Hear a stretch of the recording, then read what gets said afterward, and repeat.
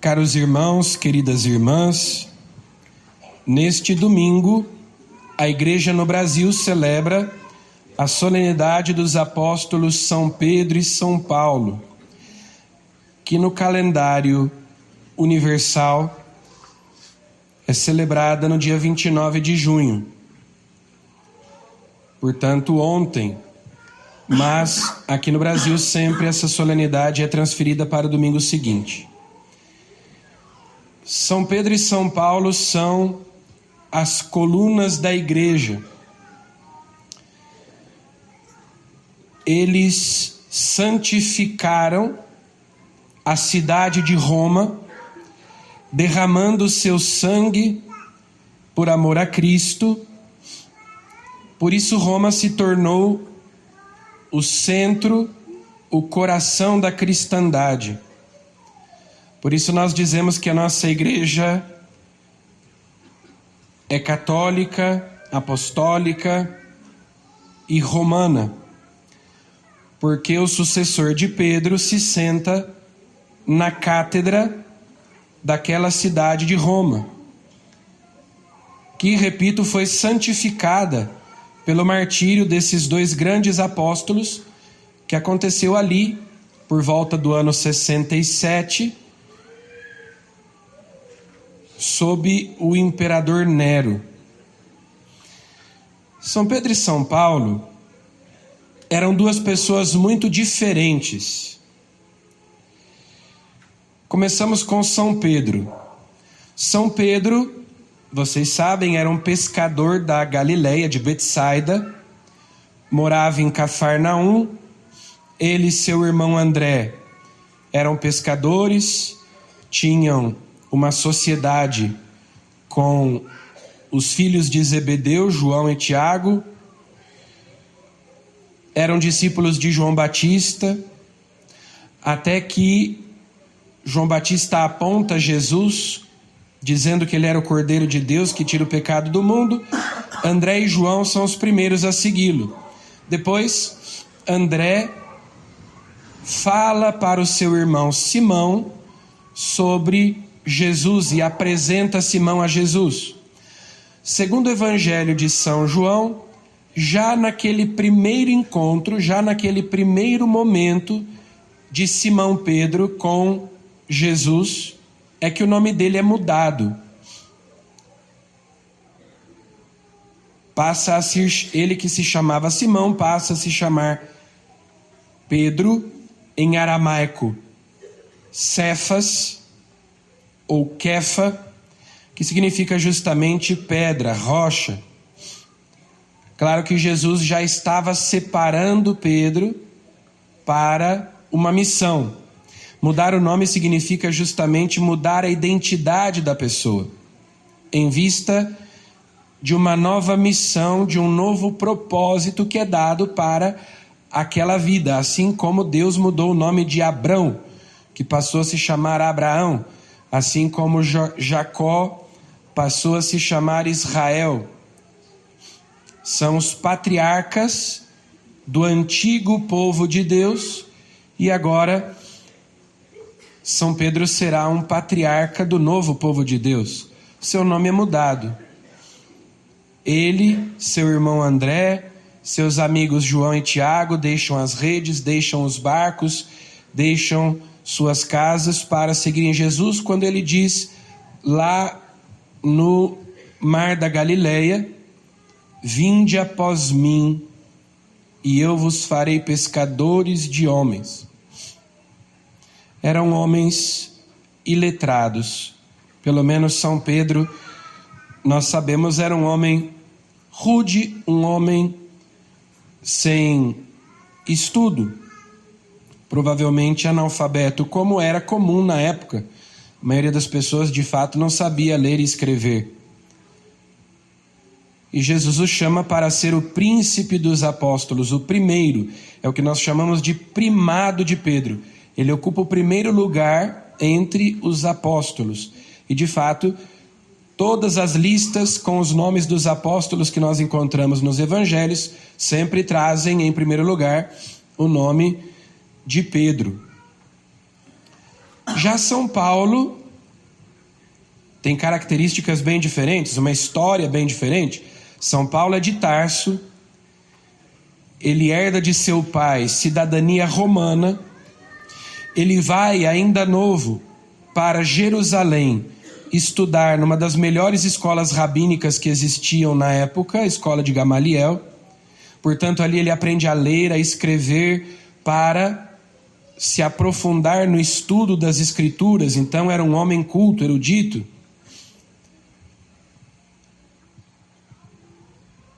São Pedro e São Paulo também tiveram alguns desentendimentos.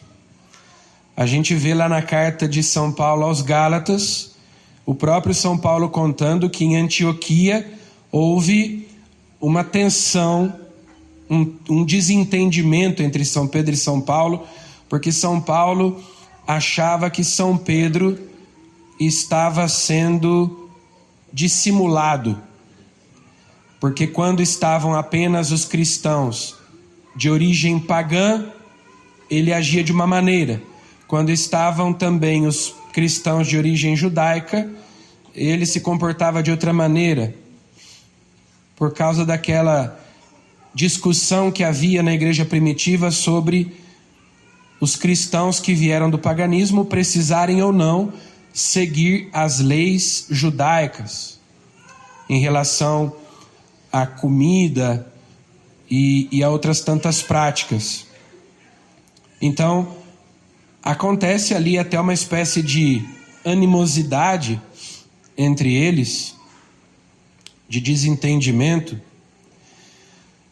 Mas depois, por outro lado, nós vemos que eles têm muita coisa em comum. Sobretudo a sua fé em Jesus Cristo, o fato de terem sido chamados por Jesus, São Pedro lá no Mar da Galileia, São Paulo no caminho de Damasco. Os dois enfrentam prisões. Na primeira leitura de hoje nós temos aí esse relato de Pedro preso por Herodes, que aliás, nos evangelhos e nos Atos dos Apóstolos, nós temos 3 Herodes diferentes, né? O Herodes que mandou matar os recém-nascidos quando nasceu Jesus era o Herodes o Grande.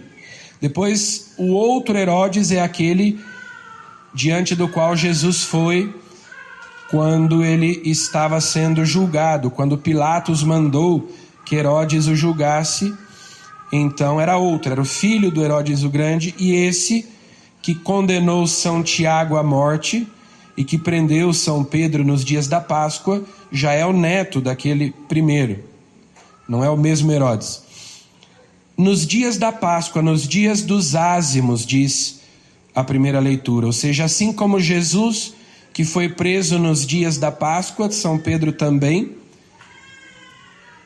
mas a igreja rezava por ele, intercedia por ele, e assim Deus manda o seu anjo para libertá-lo, para livrá-lo da morte.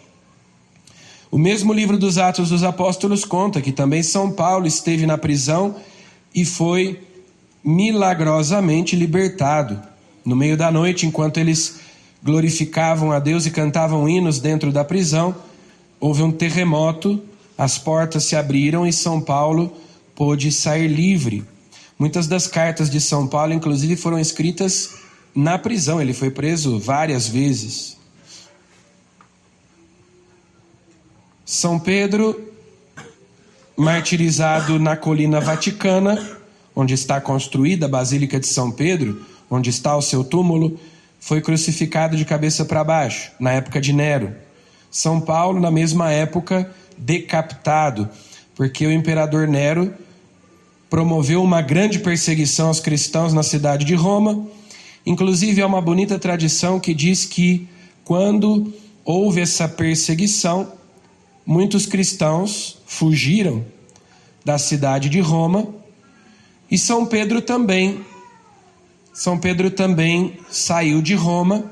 Ele ia saindo da cidade pela Via Aurélia, e no meio do caminho existe inclusive ali uma igreja chamada Quo Vadis, que significa aonde vais, né? Quo Vadis Domine. São Pedro teria se encontrado com Jesus no meio do caminho. E Jesus perguntado para ele, Pedro perguntou para Jesus quando viu: Senhor, o que fazes aqui? Aonde vais? Quo vadis Domini? Aonde vais, Senhor? E Jesus respondeu para ele, que São Pedro estava indo embora de Roma, e Jesus cruza com ele no meio do caminho, indo na direção de Roma. Quo vadis Domine? Jesus responde para ele: eu estou indo morrer mais uma vez no seu lugar. Você está fugindo, você está indo embora, e eu estou indo morrer no seu lugar outra vez. Então São Pedro entende que ele devia voltar para Roma, e então ele volta, e ali acontece o seu martírio.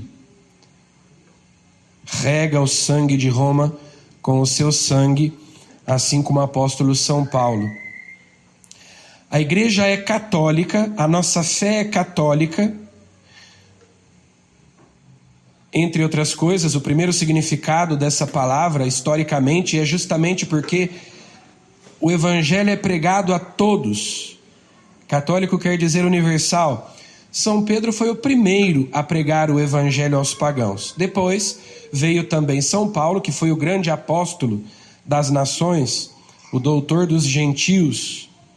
Mas o primeiro foi São Pedro. Então, graças a esses homens, a igreja é católica, é universal. Ela não ficou restrita aos judeus, mas a fé em Jesus, a salvação que ele nos trouxe, foi comunicada a todas as pessoas. Também é católica porque tem a totalidade dos meios de salvação instituídos por Cristo. Nós temos todos os sacramentos.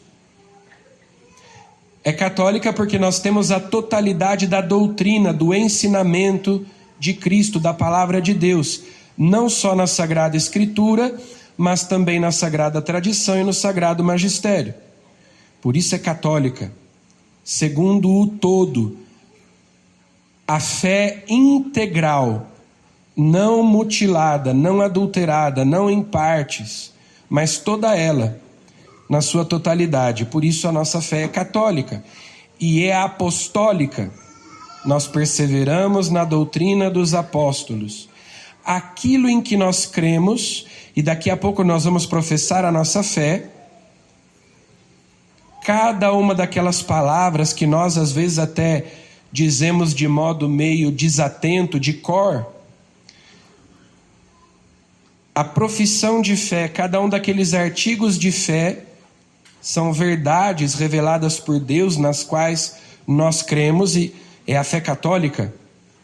São Pedro e São Paulo e tantos mártires derramaram o seu sangue para defender essas palavras, essas verdades.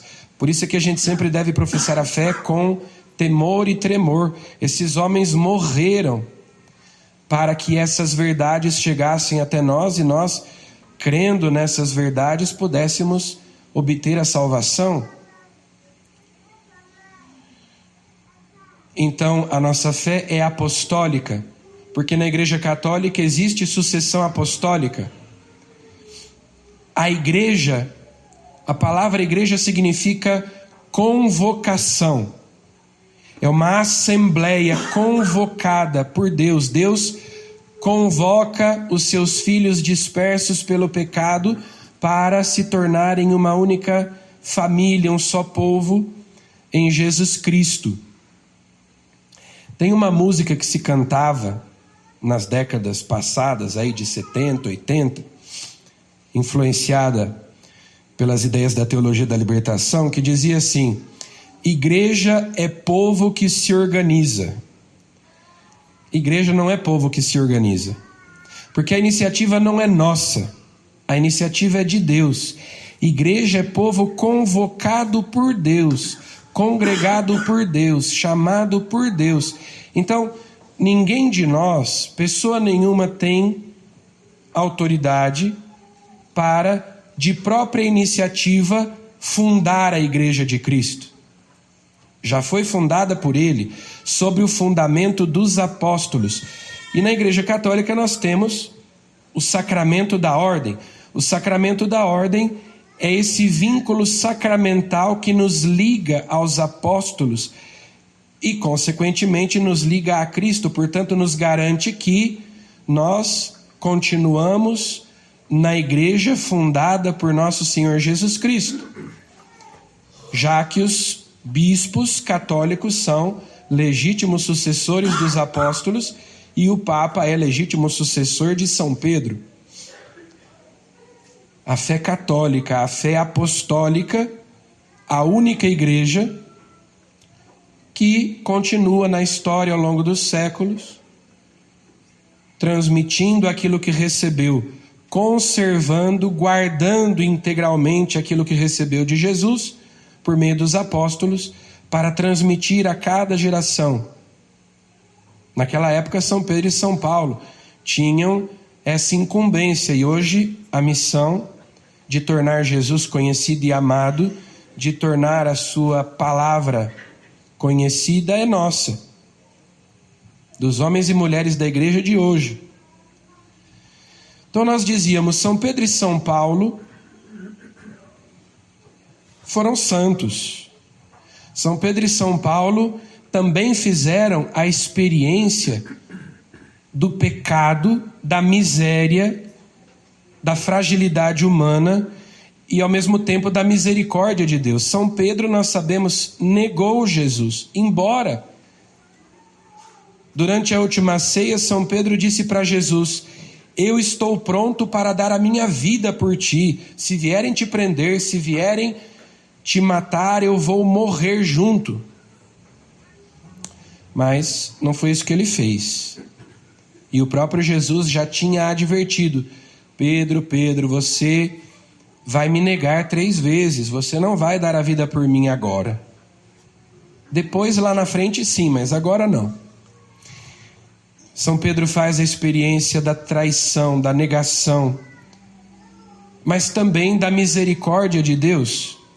Quando Jesus pergunta 3 vezes para ele se ele o amava. São Paulo também foi perseguidor da igreja de Cristo. Prendeu cristãos, talvez tenha matado cristãos, se não o fez pessoalmente, por sua ordem ou com a sua anuência. A gente sabe que Santo Estevão, quando foi apedrejado, estava lá São Paulo, que se chamava Saulo, concordando e dando autorização para que ele fosse condenado à morte. Mas também Jesus o encontra no caminho de Damasco para que ele se converta e se torne apóstolo. Então, esses homens nos mostram, nos lembram que cada um de nós é diferente um do outro. Cada um de nós tem uma história, cada um de nós tem os seus pecados, cada um de nós comete os seus erros, tem as suas qualidades e defeitos, tem as suas virtudes, fraquezas. Mas isso tudo não é desculpa para que nós não sejamos santos, para que nós não façamos a vontade de Deus, para que nós não busquemos progredir cada vez mais na fé, no amor a Deus, porque existem santos de todo tipo de gente. Então, São Pedro e São Paulo eram pessoas completamente diferentes, a história de cada um é diferente, e no nosso livro da vida existem páginas que nós talvez gostaríamos de arrancar, que nós gostaríamos de tirar, porque nós nos envergonhamos delas, ou porque são situações das quais nós gostaríamos de esquecer. Mas isso não é possível. A nossa história pessoal de salvação contém também esses momentos. E o Evangelho não esconde, o Evangelho não suprime a negação de Pedro, a perseguição de Paulo. Tudo isso faz parte da história desses santos. Então, nós, com tudo aquilo que temos de bom e de mal, somos chamados por Deus a buscarmos também a trilharmos esse caminho de santidade que São Pedro e São Paulo trilharam. E, finalmente, hoje também a igreja reza, como na primeira leitura, a igreja rezava por São Pedro, nós rezamos especialmente pelo sucessor de Pedro, o Papa. Hoje é o Papa Francisco, né? Nós, na oração eucarística primeira, dizemos o nome dos 3 primeiros papas depois de São Pedro: Lino, Cleto, Clemente. E assim, sucessivamente, até nós chegarmos aos nossos tempos, né?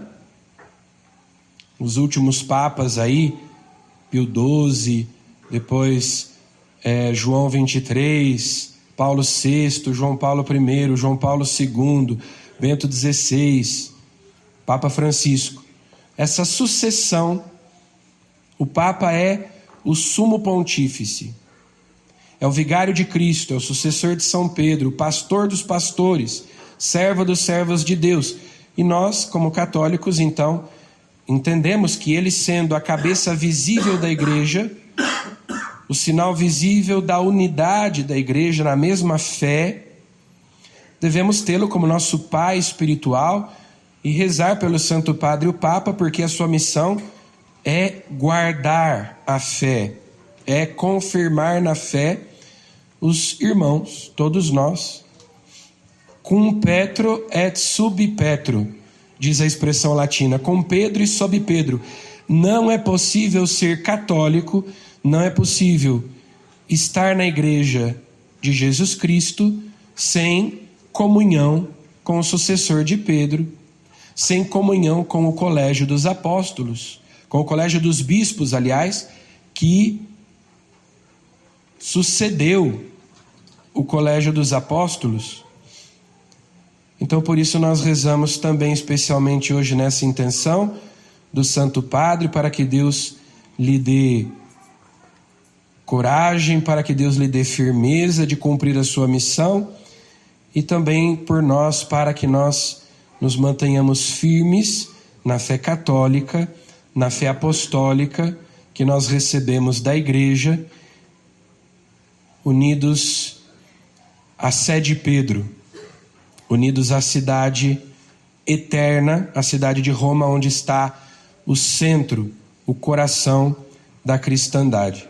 Louvado seja nosso Senhor Jesus Cristo.